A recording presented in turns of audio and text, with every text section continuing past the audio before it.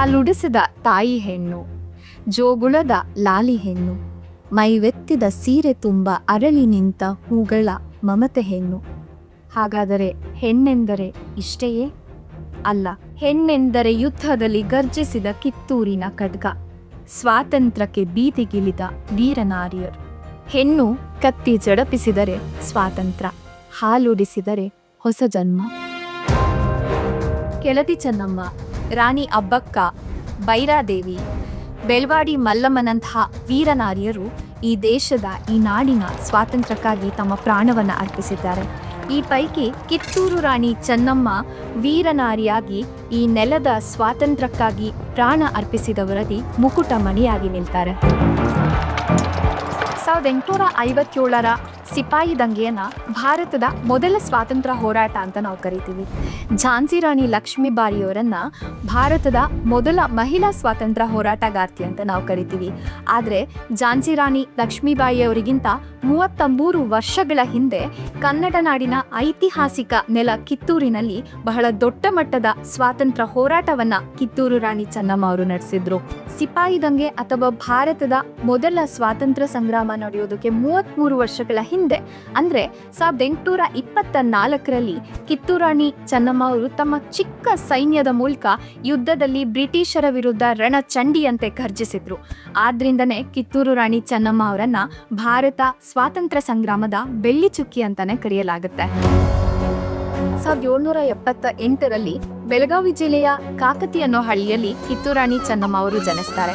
ಆನಂತರ 1793ರಲ್ಲಿ ದೇಸಾಯಿ ಮನೆತನದ ರಾಜ ಮಲ್ಲಸರ್ಜ ದೇಸಾಯಿ ಅವರನ್ನ ವಿವಾಹವಾಗ್ತಾರೆ. 1813ರಲ್ಲಿ ಮರಾಠ ಪೇಶ್ವೆ ವಿಶ್ವಾಸಘಾತವನ್ನ ಎಸಗಿ ಮಲ್ಲಸರ್ಜ ದೇಸಾಯಿಯನ್ನ ಸೆರೆ ಹಿಡಿದು ಪುಣೆಯಲ್ಲಿ ಬಂಧಿಸಿರ್ತಾರೆ. 3 ವರ್ಷಗಳ ನಂತರ ಅಂದ್ರೆ 1816ರಲ್ಲಿ ಮಲ್ಲಸರ್ಜ ದೇಸಾಯಿ ಬಿಡುಗಡೆಗೊಂಡು ಕಿತ್ತೂರಿಗೆ ವಾಪಸ್ಸಾಗುವಂತಹ ದಾರಿಯಲ್ಲಿ ಮಾರ್ಗ ಮಧ್ಯದಲ್ಲಿಯೇ ಕೊನೆಯುಸಿರನ್ನ ಎಳಿತಾರೆ. ಆ ನಂತರದಲ್ಲಿ ಇಡೀ ಕಿತ್ತೂರಿನ ಜವಾಬ್ದಾರಿಯನ್ನ ರಾಣಿ ಚೆನ್ನಮ್ಮ ತನ್ನ ಹೆಗಲ ಮೇಲೆ ಇರಿಸಿಕೊಳ್ತಾಳೆ. ಮಲ್ಲಸರ್ಜನ ಮರಣದ ನಂತರದಲ್ಲಿ ಉತ್ತರಾಧಿಕಾರಿಯಾಗಲು ಗಂಡು ಮಕ್ಕಳು ಇಲ್ಲ ಅನ್ನುವಂತಹ ಕಾರಣವನ್ನ ಒಡ್ಡಿ ಬ್ರಿಟಿಷರು ಕಿತ್ತೂರನ್ನ ಕಬಳಿಸುವಂತಹ ಯೋಚನೆಯನ್ನ ಮಾಡಿರ್ತಾರೆ. ಇದನ್ನ ಅರಿತಂತಹ ಕಿತ್ತೂರು ರಾಣಿ ಚೆನ್ನಮ್ಮ 1824 ಸೆಪ್ಟೆಂಬರ್ 11ರಂದು ಶಿವಲಿಂಗ ರುದ್ರ ಸರ್ಜ ಮಾಸ್ತಮರಡಿ ಗೌಡರ ಪುತ್ರ ಶಿವಲಿಂಗಪ್ಪನನ್ನ ದತ್ತು ಪಡಿತಾರೆ.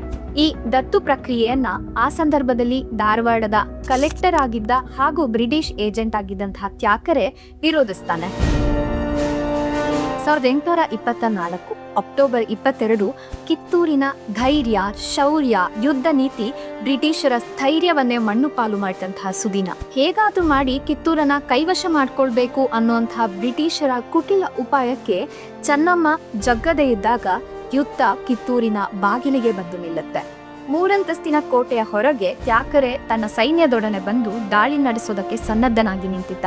24 ನಿಮಿಷಗಳ ಕಾಲಾವಧಿಯನ್ನ ಕೊಡ್ತೀನಿ, ಅಷ್ಟರಲ್ಲಿ ಬಾಗಿಲನ್ನ ತೆರೆಯದೇ ಇದ್ರೆ ಕೋಟೆಯ ದ್ವಾರವನ್ನ ತೋಪಿನಿಂದ ಒಡೆದು ಹಾಕ್ತೀನಿ ಅಂತ ಹೇಳ್ಬಿಟ್ಟು ತ್ಯಾಕರೆ ಎಚ್ಚರಿಕೆಯನ್ನ ನೀಡಿದ್ದ.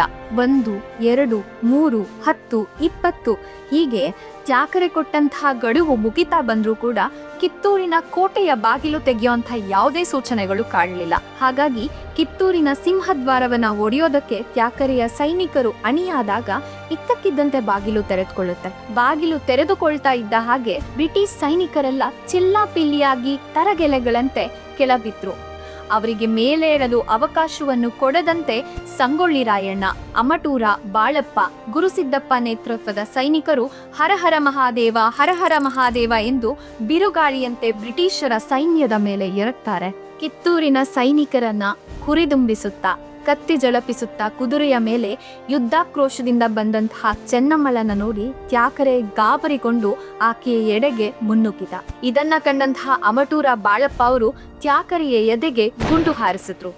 ಆ ಮೂಲಕ ಬ್ರಿಟಿಷರ ವಿರುದ್ಧ ಕಿತ್ತೂರು ಗೆದ್ದು ಬೀಗಿತ್ತು.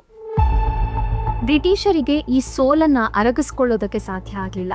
ಹಾಗಾಗಿ ಕಿತ್ತೂರಿನ ಕಾರಬಾರಿಯಾಗಿದ್ದಂತಹ ಹಾವೇರಿಯ ವೆಂಕೋಬರಾವ್ಗೆ ಆಮಿಷವನ್ನ ಒಡ್ಡಿ ಕಿತ್ತೂರಿನ ಗುಪ್ತಚರ ರಹಸ್ಯಗಳನ್ನ ಬ್ರಿಟಿಷರು ತಿಳಿದುಕೊಂಡ್ರು. ಆದರೆ ಈಗಾಗಲೇ ಘಟಿಸಿದಂತಹ ಗೆಲುವಿನ ಹುಮ್ಮೆಸ್ಸಿನಲ್ಲಿದ್ದಂತಹ ಕಿತ್ತೂರಿನ ವೀರ ಬಂಟರಿಗೆ ಈ ವಿಚಾರ ತಿಳಿಲೇ ಇಲ್ಲ.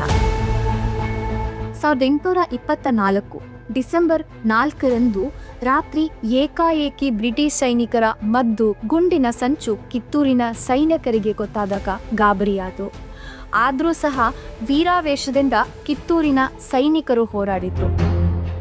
1824 ಡಿಸೆಂಬರ್ 5ರಂದು ಕಿತ್ತೂರು ಸಂಸ್ಥಾನ ಸಂಪೂರ್ಣವಾಗಿ ಪತನಗೊಂಡಿತು. ಕಿತ್ತೂರಿಗಾಗಿ ಹೋರಾಡಿದಂತಹ ರಾಣಿ ಚೆನ್ನಮ್ಮನನ್ನ ಬ್ರಿಟಿಷರು ಬಂಧಿಸಿ ಬೈಲಹೊಂಗಲದ ಕೋಟೆಯಲ್ಲಿ ಗೃಹಬಂಧನದಲ್ಲಿ ಇಟ್ಟರು. ಕಿತ್ತೂರಿನ ಕೋಟೆ ಕೊತ್ತಲಗಳು ಜನರನ್ನ ಮತ್ತೆ ಮತ್ತೆ ಕ್ರಾಂತಿಗೆ ಆಕರ್ಷಿಸುತ್ತವೆ.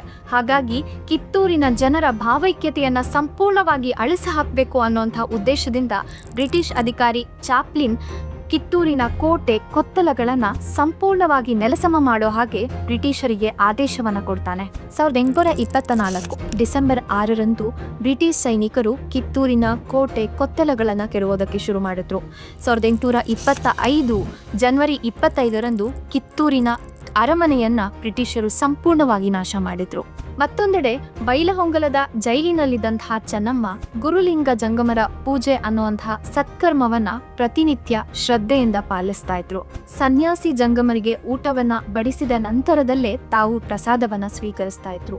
ಈ ಸಮಯವನ್ನ ಸರಿಯಾಗಿ ಸದ್ಬಳಕೆ ಮಾಡಿಕೊಂಡಂತಹ ಕ್ರಾಂತಿವೀರ ಸಂಗೊಳ್ಳಿ ರಾಯಣ್ಣ ಅವರು ಬೈರಾಗಿಯ ವೇಷದಲ್ಲಿ ಕಿತ್ತೂರು ರಾಣಿ ಚೆನ್ನಮ್ಮ ಅವರನ್ನ ಭೇಟಿ ಮಾಡಿ ಮುಂದಿನ ಕ್ರಾಂತಿಯ ಬಗೆಗೆ ತಿಳಿಸ್ತಾರೆ.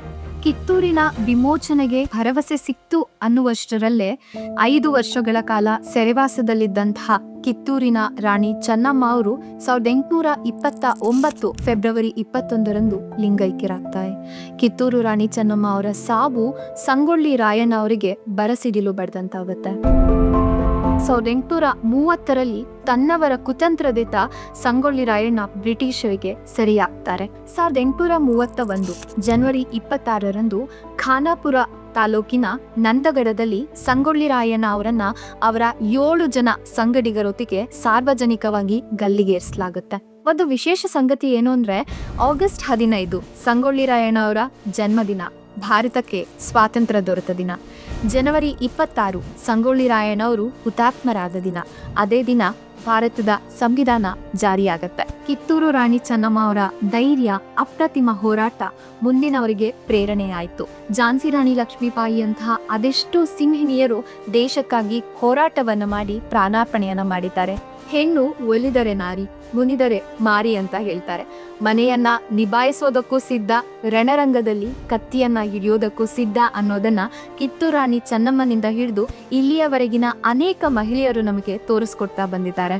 ಇತಿಹಾಸದಲ್ಲಿ ಅಡಗಿರುವಂತಹ ಇನ್ನಷ್ಟು ಕಥೆಗಳ ಮೂಲಕ ನಾನು ಮತ್ತೆ ನಿಮ್ಮ ಮುಂದೆ ಬರ್ತೀನಿ. ನಮಸ್ಕಾರ.